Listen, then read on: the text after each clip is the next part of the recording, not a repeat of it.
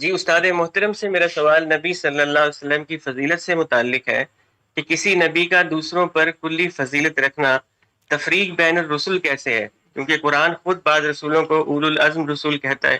اسی طرح سورہ صف کی آیت نمبر 6 میں آپ نے انجیل یوحنا سے حضرت عیسیٰ کا قول نقل کیا ہے کہ دنیا کا سردار آتا ہے اور مجھ میں اس کا کچھ نہیں۔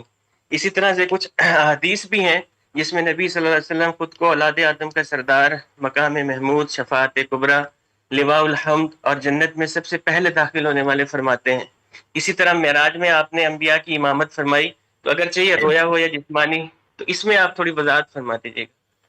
جی وضاحت آپ نے خود کر دی، وہی بات ہے جو اللہ تعالیٰ نے قرآن میں کہی ہے کہ ہم نے پیغمبروں کو فضیلتیں دی ہیں اور اس میں ایک کو دوسرے پر زیادہ بھی فضیلت دی ہے۔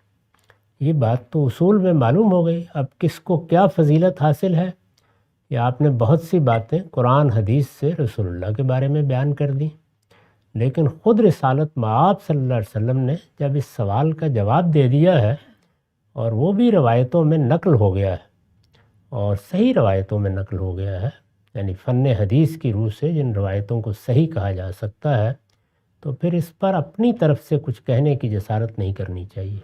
رسول اللہ صلی اللہ علیہ وسلم نے فرمایا ہے کہ 6 چیزیں ہیں جس میں مجھے دوسرے پیغمبروں پر فضیلت دی گئی ہے۔ قرآن مجید نے بتا دیا ہے کہ بعض فضیلتیں دوسروں کو بھی حاصل ہیں۔ مثلا سیدنا موسیٰ علیہ السلام کے بارے میں قرآن نے صراحت کر دی ہے کہ ان کو جس طرح اللہ تعالیٰ کے ساتھ مکالمے کا شرف حاصل ہوا وہ کسی اور کو حاصل نہیں ہوا۔ اسی طرح کا معاملہ سیدنا مسیح کا ہے۔ رسالت مآب کو جو فضیلتیں حاصل ہیں وہ اس روایت میں گن کر آپ نے بتا دی ہیں، بس وہاں تک بات کو محدود رکھنا چاہیے۔